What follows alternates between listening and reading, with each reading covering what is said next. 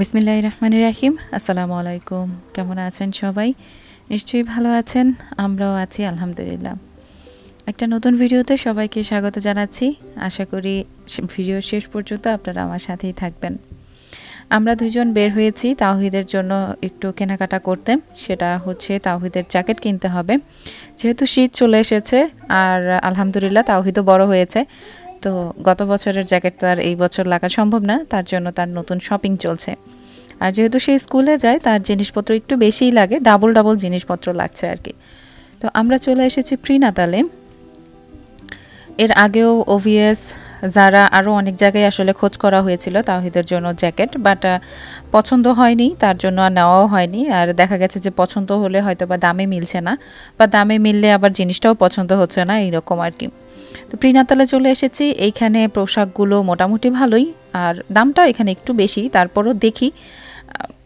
যদি ভালো লেগে যায় তাহলে অবশ্যই তো নিয়ে নেব তাওহীদের জন্য তাওহীদ স্ট্রলার নিয়ে বের হয়েছিলাম কারণ তাওহীদ স্কুল শেষ করে তারপরে আমাদের সাথে এসেছে তো যেহেতু ও টায়ার্ড তার জন্য ভাবলাম যে ওকে ও স্ট্রলার নিয়ে বের হই বাইরে হাঁটাহাঁটি করার দরকার নেই এই তো আমাদের এই জ্যাকেটটা পছন্দ হয়েছে সাথে আরও একটা জ্যাকেট নিয়েছি আমরা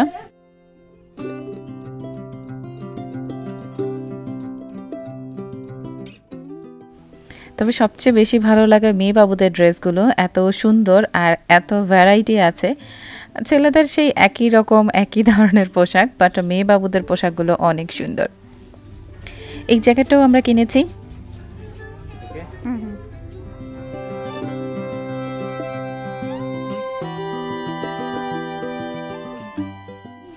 এই ড্রেসটা খুবই সুন্দর লেগেছিল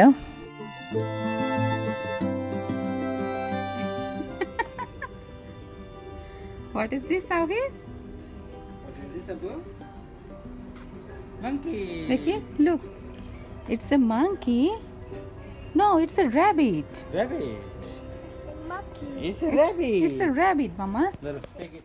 তাওহীদ এই রাবিটটা পছন্দ করে নিয়ে এসেছিল তবে কিছুক্ষণ পর সে সেটা ফেলে দিয়েছে তার জন্য আর আমাদের নেওয়া হয়নি আজকে ভিডিওতে যেটা শেয়ার করছি সেটা হচ্ছে গত 2 দিন আগে আসলে বাংলাদেশে আমাদের ফ্যামিলিতে মোটামুটি ভালোই একটা অ্যাক্সিডেন্ট হয়ে গিয়েছে বলা যায় আল্লাহ নিজের হাতে বাঁচিয়েছে সেটা হচ্ছে আমরা আলহামদুলিল্লাহ এখন নতুন বিল্ডিংয়ে উঠে গেছি আমাদের যে নতুন বাড়ির কাজ শুরু হয়েছিল এটা একটা ব্লগে আমি শেয়ার করেছিলাম আলহামদুলিল্লাহ এখন নতুন বাড়িতে বাবা মা আব্বু আম্মু আর কি তারা উঠে গেছে তো আমার বড় বোন এসেছিল সিলেট থেকে ও সিলেটে থাকে তো এসেছে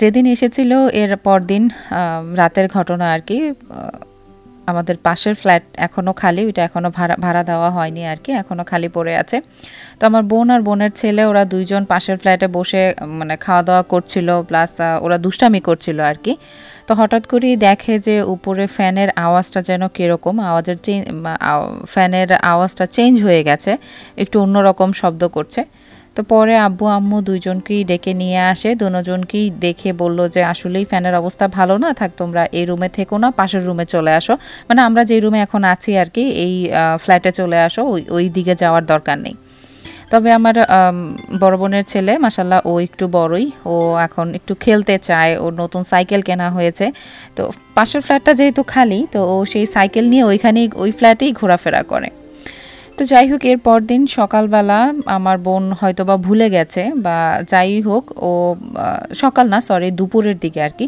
সকালের দিকে এসে একবার মিস্ত্রি চেক করে গেছে দেখেছে যে কোনো সমস্যা নেই একটু তার বোধহয় সমস্যা ছিল ফ্যানের ওইটা ঠিকঠাক করে দিয়ে গেছে তারপর বলল যে সব ওকে আপনারা এটা এখন ব্যবহার করতে পারেন তো দুপুরের দিকে আমার বড় বোন তার ছেলেকে খাওয়ানোর জন্য আবারও পাশের ফ্ল্যাটে যায় তো যাওয়ার পর ফ্যান কিছুক্ষণ চলে এরপর আমার বোনের ছেলেকে মানে ওর ছেলেকে খাওয়ানোর মাঝে বাচ্চা মানুষ যেহেতু এক জায়গায় তো আর বসিয়ে রাখা সম্ভব না তো ও একটু খাচ্ছে একটু বাইরে যাচ্ছে ওর সাইকেল নিয়ে বাইরে বের হয়ে যাচ্ছে এরকম দৌড়াদৌড়ি করছে আর কি তো ওর মুখে একবার খাবার দেওয়ার পর ও খাবারটা নিয়ে রুম থেকে বের হয়ে যায় ফ্ল্যাট থেকেই বের হয়ে যায় শুধু রুম না ওইখান থেকে ও বের হয়ে যাওয়ার পর হঠাৎ করেই উপরে ফ্যান চলছিল মানে চলন্ত ফ্যান নিচে পড়ে যায় আর আমার বড় বোন কাছেই ফ্যানের একদম কাছেই ছিল এটা বলতে আসলে আমার ভয় লাগছে এখন।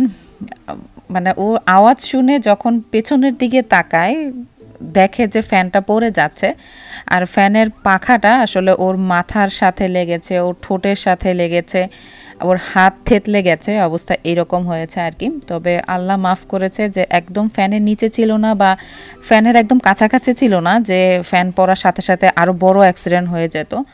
আলহামদুলিল্লাহ এতটুকু পর্যন্ত, এতটুকুর উপর দিয়ে গেছে, এতেই অনেক আল্লাহর কাছে লাখো কোটি শুকরিয়া। হয়তো আরও বড় অ্যাক্সিডেন্ট হতে পারতো।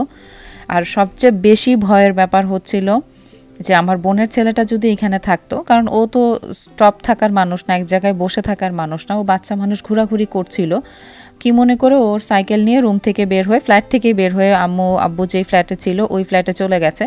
তো ওইখানে চলে যাওয়ার কারণে আল্লাহ হয়তো বা ওকে বাঁচিয়ে রেখেছে, নয়তো আল্লাহ মাফ করুক অনেক বড় অ্যাক্সিডেন্ট হয়ে যেতে পারতো। আর যে ফ্যানটা ঘুরে পড়ে গেছে সে ফ্যানটার ছবি আমি দিয়ে দিচ্ছি।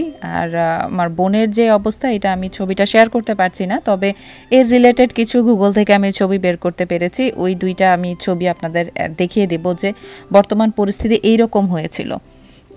মানে ও যখন ঘাড় কাত করে পিছনের দিকে তাকায় তখনই আসলে ফ্যানের পাখাটা ওর ঠোঁটে, ওর প্রথমে মাথায় বাড়ি খেয়ে তারপর ঠোঁটের সাথে লাগে, গাল একদম কি বলবো, অবস্থা খুবই খারাপ হয়ে যায়, হাতে একদম দাগ পড়ে যায়, এইরকমভাবেই ওর উপরে এসে প্রায় ওর উপরে এসেই পড়ে ফ্যানটা।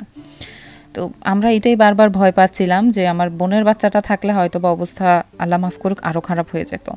তো খুবই এই হচ্ছে ফ্যানের অবস্থা। এটা আসলে অনেক পুরনো ফ্যান, তারপরও সব কিছু চেক করার পরই আসলে এটাকে লাগানো হয়েছিল।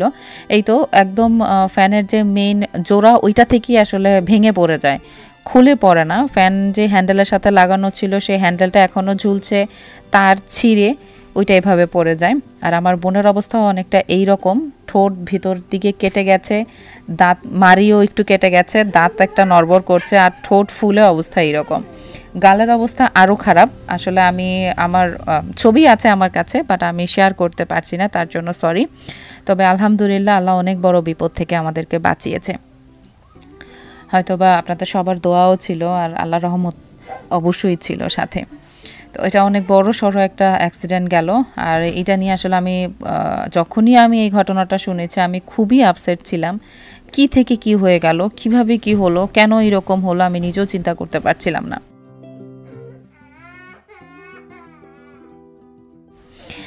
যাই হোক, এখন হচ্ছে আমাদের বাসার যুদ্ধ, সেটা হচ্ছে তাওহিদের চুল কাটতে হবে। ওর চুল মাশাআল্লাহ অনেক বড় হয়ে গেছে, ওর বাবা দোয়া দুরুদ পড়ে তারপরে শুরু করেছে।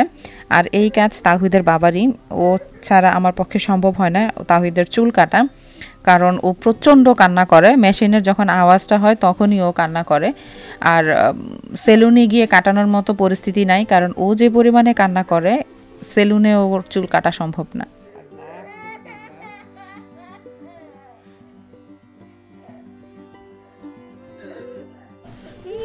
সত্যি বলতে অনেকটা জোর জবরদস্তি করেই ওকে নিয়ে বসানো হয়েছে চুল কাটার জন্য।